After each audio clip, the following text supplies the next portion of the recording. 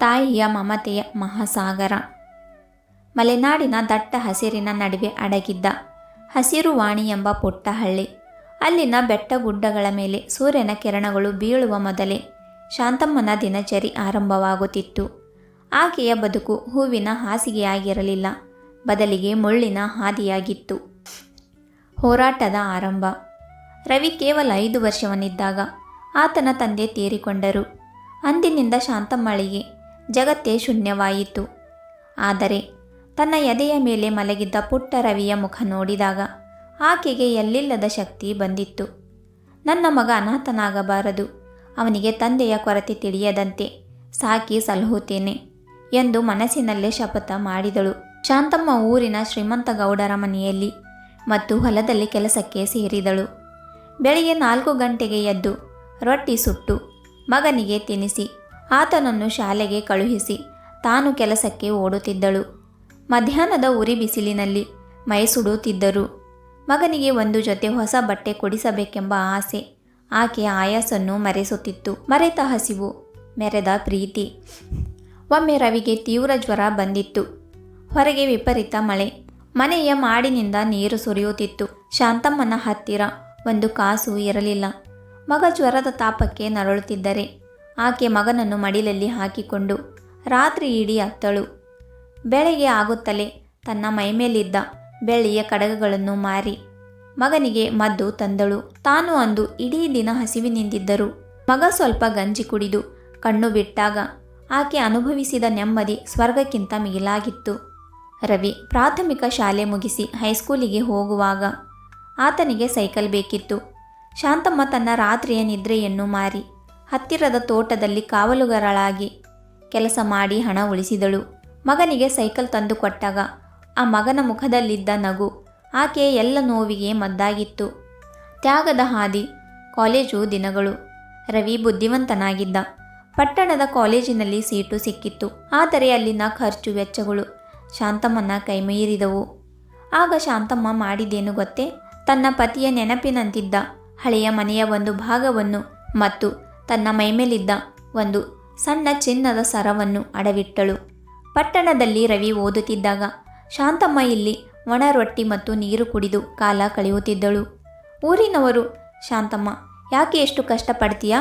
ಮಗನನ್ನ ಕೆಲಸಕ್ಕೆ ಸೇರಿಸು ಎಂದರೆ ಆಕೆ ನಗುನಗುತ್ತಾ, ನನ್ನ ಮಗ ದೀಪದಂತೆ ಬೆಳಗಬೇಕು, ಅದಕ್ಕೆ ನಾನು ಬತ್ತಿಯಾಗಿ ಉರಿಯಲು ಸಿದ್ಧ ಎನ್ನುತ್ತಿದ್ದಳು. ರವಿ ತಾಯಿಯ ಕಷ್ಟವನ್ನು ಅರಿತಿದ್ದ. ಆತ ರಾತ್ರಿ ಹಗಲು ಎನ್ನದೆ ಓದಿದ್ದ. ದೊಡ್ಡ ಅಧಿಕಾರಿಯಾಗಬೇಕೆಂಬ ಹಂಬಲ ಆತನ ಕಣ್ಣುಗಳಲ್ಲಿತ್ತು. ರಜೆಗೆ ಮನೆಗೆ ಬಂದಾಗ ತಾಯಿಯ ಬೆಳ್ಳಗಾದ ಕೂದಲು, ಸುಕ್ಕಟ್ಟುಗಟ್ಟಿದ ಮುಖ ಮತ್ತು ತಾಯಿಯ ಪಾದಗಳನ್ನು ನೋಡಿ ಆತನ ಹೃದಯ ಚುರುಕು ಎನ್ನುತ್ತಿತ್ತು. ಅಮ್ಮ, ಯಾಕಿಷ್ಟು ಕೆಲಸ ಮಾಡ್ತೀಯಾ? ನನ್ನ ಓದು ಮುಗಿದ ಮೇಲೆ ನೀನು ಬರೀ ವಿಶ್ರಾಂತಿ ತಗೋಬೇಕು ಎನ್ನುತ್ತಿದ್ದ. ಸಾಧನೆಯ ಶಿಖರ.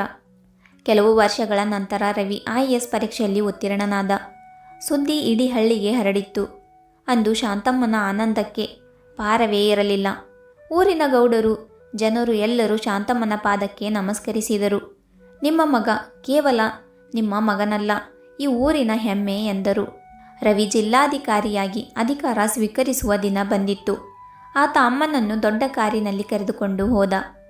ಆಫೀಸಿನ ದೊಡ್ಡ ಕುರ್ಚಿಯಲ್ಲಿ ಕುಳಿತುಕೊಳ್ಳುವ ಮೊದಲು ರವಿ ತನ್ನ ತಾಯಿಯನ್ನು ಕರೆದು ಆ ಕುರ್ಚಿಯಲ್ಲಿ ಕೂರಿಸಿದ್ದ.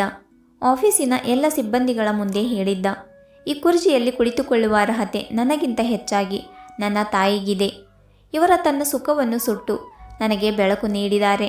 ಇವರ ಮಮತೆಯೇ ನನ್ನ ಇಂದಿನ ಯಶಸ್ಸು ಅಂತ ಹೆಮ್ಮೆಯಿಂದ ಹೇಳುತ್ತಿದ್ದನು. ಶಾಂತಮ್ಮನ ಕಣ್ಣುಗಳಿಂದ ಧಾರಾಕಾರವಾಗಿ ನೀರು ಹರಿಯುತ್ತಿತ್ತು. ಆಕೆ ಆ ಕಣ್ಣೀರು ಒರೆಸಿಕೊಳ್ಳುತ್ತಾ ಮಗನ ಬೆನ್ನನ್ನು ಸವರಿದಳು.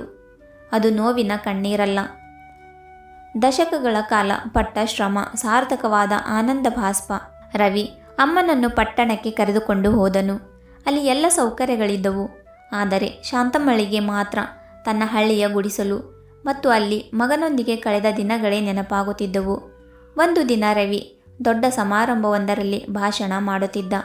ಸಾವಿರಾರು ಜನರು ಅವನ ಮಾತನ್ನು ಕೇಳಲು ಬಂದಿದ್ದರು. ಅವನು ವೇದಿಕೆಯ ಮೇಲೆ ನಿಂತು ಹೇಳಿದನು, ನಾನು ಇಂದು ಈ ಸ್ಥಾನದಲ್ಲಿ ನಿಂತಿದ್ದರೆ ಅದಕ್ಕೆ ಕಾರಣ ನನ್ನ ವಿದ್ಯಾಭ್ಯಾಸವಲ್ಲ, ನನ್ನ ತಾಯಿಯ ಮಮತೆ. ನಾನು ಉಣ್ಣುವ ಪ್ರತಿಯೊಂದು ತುತ್ತು ಅನ್ನದಲ್ಲೂ ಅವಳ ಹಸಿವಿನ ನೋವಿದೆ. ನಾನು ಧರಿಸುವ ಈ ಗೌರವದ ಬಟ್ಟೆಯ ಹಿಂದೆ ಅವಳ ಹರಿದ ಸೀರೆಯ ಕಥೆಯಿದೆ. ದೇವರು ಎಲ್ಲ ಕಡೆ ಇರಲು ಸಾಧ್ಯವಿಲ್ಲದಕ್ಕೆ ತಾಯಿಯನ್ನು ಸೃಷ್ಟಿಸಿದ ಎನ್ನುತ್ತಾರೆ. ಆದರೆ ನನಗೆ ನನ್ನ ತಾಯಿಯೇ ದೇವರು. ವೇದಿಕೆಯ ಕೆಳಗೆ ಕುಳಿತಿದ್ದ ಶಾಂತಮ್ಮನ ಕಣ್ಣುಗಳು ತೇವಗೊಂಡವು. ಆಕೆ ಪಟ್ಟ ಕಷ್ಟಗಳೆಲ್ಲವೂ ಮಗನ ಆ ಒಂದು ಮಾತಿನಲ್ಲಿ ಕರಗಿ ಹೋಗಿದವು. ತಾಯಿಯ ಪ್ರೀತಿ ಎನ್ನುವುದು ಸಾಗರದಂತೆ, ಅದಕ್ಕೆ ದಡವಿಲ್ಲ. ಅವಳು ಪ್ರತಿಯೊಂದನ್ನು ನೀಡುತ್ತಾಳೆ, ಆದರೆ ಪ್ರತಿಯಾಗಿ ಏನನ್ನೂ ಬಯಸುವುದಿಲ್ಲ. ನಮಗೆ ಜನ್ಮ ನೀಡಿದ ತಾಯಿಯನ್ನು ನಾವು ಕೊನೆವರೆಗೂ ಗೌರವದಿಂದ ಪ್ರೀತಿಯಿಂದ ನೋಡಿಕೊಳ್ಳುವುದೇ ನಾವು ಆಕೆಗೆ ನೀಡುವ ದೊಡ್ಡ ಕಾಣಿಕೆ. ಇಂದು ರವಿ ದೊಡ್ಡ ಅಧಿಕಾರಿಯಾಗಿದ್ದರೂ ಆತನಿಗೆ ಮನೆಯಲ್ಲಿ ಅಮ್ಮ ಕೈಯಾರೆ ಮಾಡಿ ಬಡಿಸುವ ಸಾರಿನ ರುಚಿ ಯಾವುದರಲ್ಲೂ ಸಿಗುತ್ತಿರಲಿಲ್ಲ. ತಾಯಿ ಅಂದರೆ ಕೇವಲ ಜನ್ಮ ನೀಡುವವಳಲ್ಲ, ಬದುಕನ್ನು ರೂಪಿಸುವ ಶಿಲ್ಪಿಯೂ ಹೌದು. ಶಾಂತಮ್ಮನ ಮಮತೆ ಭತ್ತದ ವರತೆಯಂತೆ ಸದಾ ಹರಿಯುತ್ತಲೇ ಇತ್ತು. ತಾಯಿಯ ಮಮತೆ ಬೆಲೆಕಟ್ಟಲಾಗದ ಆಸ್ತಿ. ಪ್ರಪಂಚವೇ ನಿಮ್ಮ ವಿರುದ್ಧ ನಿಂತರೂ ನಿಮ್ಮ ಮೇಲೆ ನಂಬಿಕೆ ಇಟ್ಟು ಪ್ರೀತಿಸುವ ಏಕೈಕ ಜೀವ ತಾಯಿ. ಆಕೆಯನ್ನು ಗೌರವಿಸುವುದು ನಮ್ಮ ಪರಮಧರ್ಮ. ಸ್ನೇಹಿತರೆ, ಕತೆ ಇಷ್ಟ ಆದರೆ ಲೈಕ್, ಶೇರ್ ಆ್ಯಂಡ್ ಸಬ್ಸ್ಕ್ರೈಬ್ ಮಾಡಿ. ಮತ್ತೆ ಸಿಗೋಣ ಇನ್ನೊಂದು ಕಥೆಯಲ್ಲಿ.